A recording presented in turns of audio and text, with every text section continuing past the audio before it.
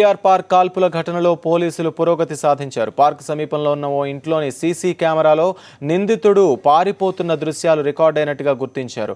వాటి ఆధారంగా విచారణ ముమ్మరం చేశారు. విజువల్స్ మరీ స్పష్టంగా లేనప్పటికీ కాల్పులు జరిగిన సమయం, సీసీ కెమెరాలో విజువల్స్ రికార్డైన సమయం ఒక్కటే కావడంతో ఖచ్చితంగా అవి నిందితుడికి సంబంధించిన దృశ్యాలే అన్న నిర్ధారణకు పోలీసులు వచ్చారు.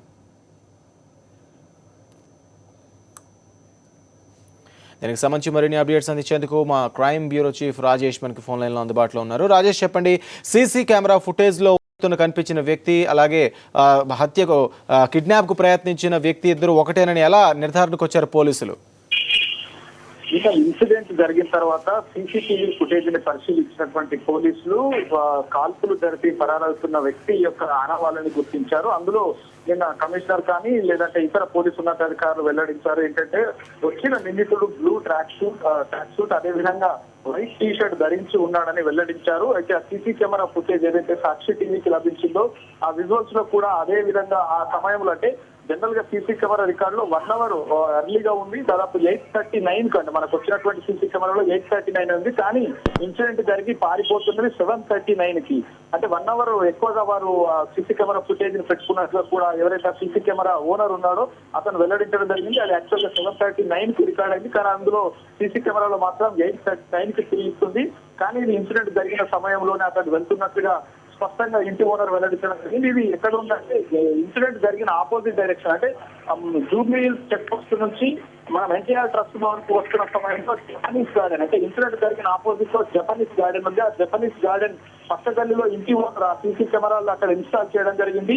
ఆ సమయంలో నిందితుడు ఆ రోడ్డు పై నుంచి పరిగెత్తున్నారు. అంటే ఆ సీసీ కెమెరా కొంచెం రోడ్డు వైపుగా ఉంది. అందులో స్పష్టంగా ఇద్దరు వ్యక్తులు అటు లోపలికి జపనీస్ గార్డెన్ వైపు నడుచుకుంటూ వెళ్తే వాళ్ళ వెనుక నుంచి ఒక వ్యక్తి బ్లూ ట్రాక్ సూట్ అదేవిధంగా వైట్ టీ షర్ట్ ధరించి పరిగెత్తుతున్నటువంటి విజువల్స్ ని పోలీసు అధికారులు గుర్తించడం జరిగింది. ఆ సీసీటీవీ కెమెరా ఫుటేజ్ ని సాక్షి టీవీ సంపాదించింది. దానికి సంబంధించి దాదాపుగా అతనే నిందితుడు అన్నట్టుగా పోలీసులు అనుమానిస్తున్నారు.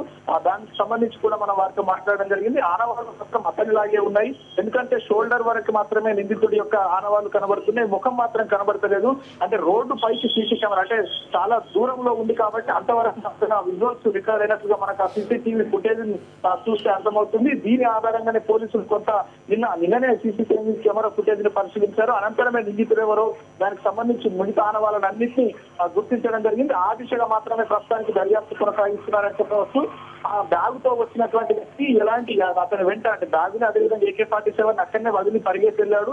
ఇక్కడ విజువల్స్ లో కూడా మనం సీసీటీవీ ఫుటేజ్ లో చూసినట్లయితే అతని వద్ద బ్యాగ్ కానీ ఏమీ లేదు. పరిగెత్తుతున్నటువంటి ఆ దృశ్యాలు మనకు స్పష్టంగా కనబడుతున్నటువంటి దృశ్యాన్ని మనం చూస్తే మనకు అర్థమవుతుంది. ఇక్కడ కేసు దర్యాప్తు విషయానికి వచ్చినట్లయితే ఈ యొక్క దర్యాప్తు ఇంకా పూర్తి కాలేదు, కొనసాగుతూనే ఉంది.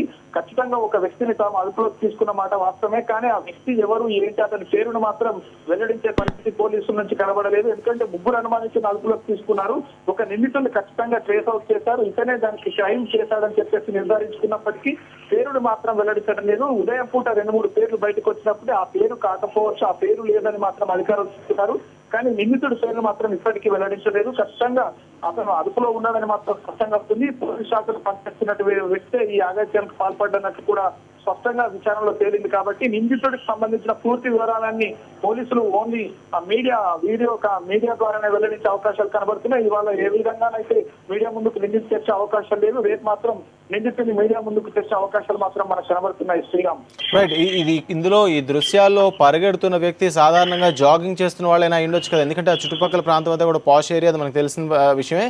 సో ఎవరైనా జాగింగ్ చేస్తున్న వాళ్ళు కూడా ఉండొచ్చు కదా. ట్రాక్ సూట్ లేదంటే వైట్ టీ షర్ట్ వేసుకున్న వాళ్ళందరూ నిందితులను ఎలా అనుమానిస్తారు పోలీసులు? ఇంకేమైనా వారికి అంటే ఈ అనుమానం బలపడడానికి ఏమైనా దోహదం చేసే కారణాలు కనిపిస్తున్నాయా? అయితే ఇన్సిడెంట్ ఏ సమయంలో జరిగింది, ఆ సీసీ కెమెరాలో ఉన్నటువంటి టైం ఎప్పుడు రికార్డ్ అయి ఉంది అనేది ప్రధానంగా వారు పోలీసులు దృష్టి సారించారు. వాస్తవంగా అయితే సీసీ కెమెరా టీవీ ఫుటేజ్ లో రికార్డ్ అయినటువంటి టైం మాత్రం 8:39 ఉంది. కానీ ఇన్సిడెంట్ జరిగి మొత్తం అతను పరిగెత్తుతున్న సమయానికి 7:39 అవుతుంది. అంటే ఇంటి ఓనర్ మనం ట్రాప్ చెక్ కూడా చేసుకోవడం జరిగింది.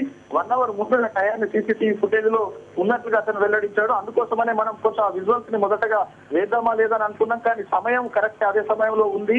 దానికి సంబంధించి 1 అవర్ ముందుగా సీసీ కెమెరా ఇన్స్టాలేషన్ టైంలో ఉండే చెప్పిన తర్వాత మాత్రమే మిగతా కొంతవరకు మనకు ఉన్న సమాచారం వరకు మాత్రమే మనం ఆ విజువల్స్ టెలికాస్ట్ చేస్తున్నాము. పోలీసులు చెప్పిన ఆనవాళ్ళు కూడా సరిపోతున్నాయి. అతను పరిగెత్తుతున్నటువంటి పరిస్థితి కనబడుతుంది. ప్లస్ ఇన్సిడెంట్ జరిగిన, ఎందుకంటే జనరల్ గా జాగింగ్ వచ్చిన వాళ్ళు అటు సైడ్ కేటీఆర్ పార్క్ వైపు చేస్తారు, కానీ అటో అపోజిట్ డైరెక్షన్ లో నిందితుడు పరిగెత్తుతున్నటువంటి పరిస్థితి కనబడుతుంది. అది కూడా జపనీస్ గార్డెన్ వైపు పరిగెత్తాలని ప్రత్యక్ష సాక్షులు చెప్పారు.